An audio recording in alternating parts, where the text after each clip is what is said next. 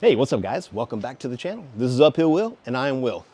We got the Ibis Oso here today. Let's talk about this bike real quick. This video is going to be a video on how I really feel about this bike, the good, the bad, and ugly, and you might want to stay tuned to the end because you want to hear what disappoints me the most about this bike. So this is the Ibis Oso. This is Ibis's first take at an e-bike. And I'm not so sure if they did the best job ever or not, but I've been testing this bike for a while, and I do have a pretty good opinion on lots of things. There are things that I love about it and things that I hate about it. But let's start about the two things that I love. There are two things that I absolutely love about this bike to start with. And they do actually have to do with it being an actual Ibis versus just being an e-bike. The first one, obviously, is the color. If you know anything about this channel or you've been following it, this is the color that matches my channel. That is not why I picked this bike. I picked this bike because I do love Ibises, and you know that if you watch the channel. But yeah, this is actually my favorite color. My van is wrapped. This is the color. So this bike matches my van when it's on the back of it, and I absolutely love that. The next thing that I love about it the most is the rear triangle. I know it's debatable. Not everybody likes this. Not everybody likes the rear triangle. Me personally, I think that is the coolest thing about this bike. When this bike is out on the trail, it gets lots of attention, and mostly because of that design. That design is unique, obviously, to the Oso, and I believe that's really what gives it the most characteristics, not only riding-wise, but look-wise. What else do I like about this bike, and what do I dislike about it? So maybe I'll start with a couple of the dislikes. One of those would be the crank length. I pedal strike on this bike a lot, and I just thought it was me, but it turns out I'm not the only one. I would definitely throw shorter cranks on it if you get the Oso. I believe probably 155s would be good for me. I'm short, so that segues into the next thing that I like about this bike. It's a mullet setup. Now I know that that is not necessarily unique to Ibis, but I believe that Ibis hit the nail on the head with the medium setup being a mullet, because this thing corners incredible, going both descent and climbs. Climbs like the tight switchbacks, I don't have a problem on this bike. Some of my other bikes that I ride, like my Ritmo, there's same trails that I have trouble getting around those switchback climbs. I know it's the power too, but obviously that having that 27.5-inch rear tire makes a big difference. Okay, the other thing that I like about this bike, and I don't know, this may sound kind of weird because I know a lot of people delete this, but the headlight and the tail light that come on this bike, I've actually used it a ton. So if I have a different bike that doesn't have this headlight already built in on it, I don't know how much that I'm gonna like it. The drawback to that is this cluster of wires that's up front. Everybody that sees the Oso absolutely hates how many wires, and that is the truth. We have a wire for the control unit. We have a wire for the light, high and low. You have wires to the cluster. You have wires to the headlight and wires to the taillight. So the drawback to the headlight and taillight is that adds 2 extra wires that really make this front look cluttered. I hate the clutter. I'm hoping that's something they clean up on the next issue, like maybe having this integrated, getting rid of the light switch. You don't need all this stuff. But having the headlight, why do I like it so much? I have been on so many rides that where I'm out exploring because I'm on an e-bike and it gets a little bit darker, I have the ability to just have the light on me. I don't have to carry it in the pack. I don't have to put it in my pants. I don't have to automatically just have it. It's already there. It's on the bike. So I do agree with the people that have deleted them. It does look better if you take it off. But just even last week, I went on a bike ride in Louisville. I got separated from my group. It turns out that it was my fault, but since I got separated from my group, I also had to ride back to the shop on the road to get back to where, and it was getting dusk, but because I have the lights on the front and rear, I wasn't worried about it. I absolutely love that, like especially the taillight. I never thought that I would use a taillight. I don't call it taillight, but the rear light. I never thought I would use the rear light on a bike, and it turns out I've used it a bunch. So I don't actually hate it. I actually left it, even though I hate the wires, but I left the lights because I absolutely love having the lights on there. Another thing that I wanted to talk about with the Oso is the fact that the battery door, this is a dislike. The battery door does not fit good. It has a gap all the way around it. The great thing is the battery door comes off pretty easily and the battery comes out. So if you have an extra battery, you can swap this one out pretty easily. It just would take you a matter of like a minute to do it. That is a good thing, but the drawback to it is, like I said, the gap. I hate the gap all the way around it. I really hope that is something that they can change on the next model, and I'm sure that they will. A lot of people are switching over to where you can't remove the battery easily, and I think that that's a good idea. Aesthetically, it looks a little bit better because that is the biggest aesthetic Okay, the cluster of wires is the worst aesthetic. Then the battery door, it's horrible. It definitely could have been done better. It's not enough to make me dislike the bike in any capacity, but I know it could have been done better. Maybe a seal or something around it. Anyway, yeah, this thing comes with the XT brakes on it. 4-piston front and rear. Your rotors are plenty big enough. You got a 200 in the back and a 220 up front. It is plenty of braking power. I've never had any trouble. I would absolutely put the XTs on any bike. I'll probably stick to TRPs because I absolutely like those. But this bike comes spec very well. You don't need to change anything. That GX wireless transmission is perfect for this bike. There is no reason to go up to a higher, more expensive version of the SRAM transmission just based upon the other stuff. You're just saving weight, and you don't need to really save weight when it comes to an e-bike. So the GX is perfect on here. I don't see any reason to do anything different unless you just want the bling bling, which I kind of like the bling bling. And it's got the bike yoke dropper on it. Bike yoke dropper is like probably the best dropper that is on the market, especially that would come spec'd on a bike.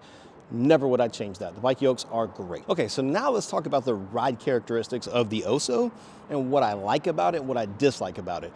The number one thing I like about it the most is the Bosch motor system. I have been lucky enough to be able to ride lots of different e-bikes. Thanks to the sponsor of this channel, N+1 Bikes, located in Louisville, Kentucky. There is a link in the description below, so head on over to the link in the descriptions below, and that'll get you right to the N+1 website. Like I said, they've been a huge supporter of this channel and given me the opportunity to get on multiple different bikes. But with that being said, what do I like and dislike about the Bosch motor? Well, the number one thing is I like the fact that I can adjust all the modes. So I ride in eco mode a lot, especially like around here. This is my local trail system, and I like to put it in eco mode and just kind of level it out. I don't adjust it too high or too low. That way I can get some pedaling. I've got the turbo mode turned all the way up as high as it will go, and that way I can have as much fun as I possibly can when I'm out riding it. The other two modes, I kind of just have them in the mid-range. I've been on some of the other motors, and I'll be honest with you, I think this one is the best one. Any other bike that I get from this point forward is going to have that Bosch motor system on it. So with that being said, what do I dislike about the riding characteristics of the motor? The biggest thing that I dislike about it is the fact that when you're pedaling and you get up to a speed, it just kind of bogs down when you get up to that top speed. I don't like that at all. I wish that you could, I wish this bike felt more comfortable, like when you get that high speed going and you surpass that 20 miles an hour, that you can just keep rolling. But it's like it bogs down when you get to the top speed, and that causes the ride to be a little bit more. It takes a little bit of the fun out of the high speed stuff. That's really the only thing that I dislike about the Bosch motor. Other than that, I think it's great, and I'm going to try to stay on that platform. Like I said before, I've tried other motors, and who knows what I'll be on next. But as far as this one, I greatly appreciate how much that the Bosch motor gives you the assistance, the power when you need it. I love the battery power. Everything about it is exactly perfect for what I need. The other riding characteristics that I love about this bike is how playful that it is. This bike is super playful. Even this thing has the Fox 38 up front, and I wouldn't have it any other way. I have used that travel. So when I started riding this bike, I didn't have intentions of like riding this bike like I was gonna ride a downhill bike, but that all changed once I started riding it. I'll be honest with you, I hit some gnar on this bike, and I wouldn't have it any other way. The only thing I'm ever worried about is like scratching the bike up when I do that, but you know, the truth is, this bike can handle the chunk. That's factual. If you're looking for a bike that you can take anywhere, ride anywhere, whether it's your local flat trails like I have here, or if you're riding someplace like Snowshoe, West Virginia, Canuga. I love Canuga. Canuga is the most fun I've had on this bike because this bike jumps incredible. The playfulness, the jumpiness, the poppiness, this bike is awesome. And with that being said, let's jump right into the next thing about that. The battery. Everybody wants to know, how long is your battery going to last? And let me tell you, the only place I've ever run out of battery before I ran out of steam myself was at Canuga. Not that I wasn't tired, that is not the case. However, the pedaling up Canuga is pretty steep. Probably if I ran in eco mode more, my battery would have lasted a little longer.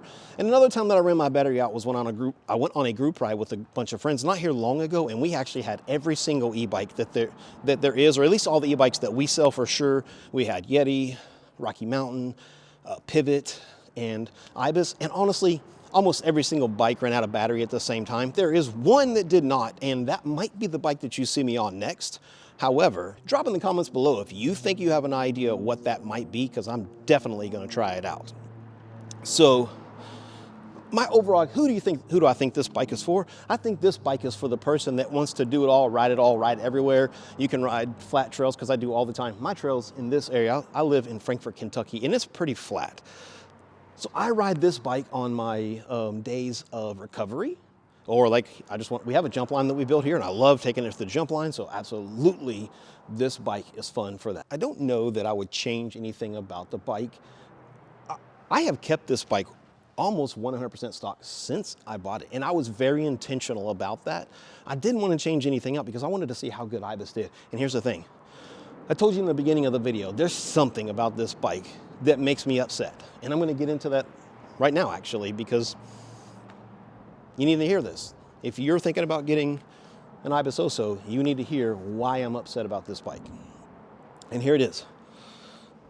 I'm upset about this bike because I just sold it, and I'm gonna miss it. I absolutely want to get another Ibis. However, that is not what's gonna happen right now. I promise you though, I will be getting another Oso. As soon as Ibis comes out with a new Oso, I'm gonna be on it. I am regretting selling this bike. However, that is part of being in this business, and I sometimes gotta let them go, and I don't want to, because this bike has been everything that I wanted out of an e-bike, especially the color, because that's the biggest thing. The color change, if I get a new one, I'd like to paint it this color, but there's literally nothing I would change about this bike. I don't want to get rid of it. Again, that is part of being in this industry and making these videos for you, because I got to get on different bikes for you to try out. So I absolutely think that you should buy an Oso. And where do you get one? You can contact me directly. I'll link in the comments below my phone number, my email address. I am an ambassador for N+1 Bikes, and I do sales outside of the business and inside the business sometimes, which has been incredible for me. So if you're looking for an Oso, a Pivot, a Rocky Mountain, a Yeti, we actually sell other ones. We have a new e-bike that we're going to be selling soon, because e-bikes are the thing right now. And if you want to get a bike like this, just give me a call, and I will be glad to hook you up. I think you should get this one. I don't think there should be anything that stop you. Even though I've ridden the other bikes, I still think this one is going to be my favorite, and I'm going to let you know that in the future. Once you see that I put some time on a different bike that we got coming up, you'll see that this one is absolutely going to be the one for me. So if you've stuck around this long, thank you very much. I really appreciate it. Don't forget to hit that like button, and if you want to see more content like this, hit that subscribe button. This is the beginning of 2024, and you're going to see a lot more videos like this on the reviews of the bikes that I've been on and the bikes that I'm going to get on. So if you want to be a part of that, hit that subscribe button, and don't forget to hit the notification bell, so ding ding, whenever I got a new video that uploads, you will know. But until then, pedal on, people, pedal on.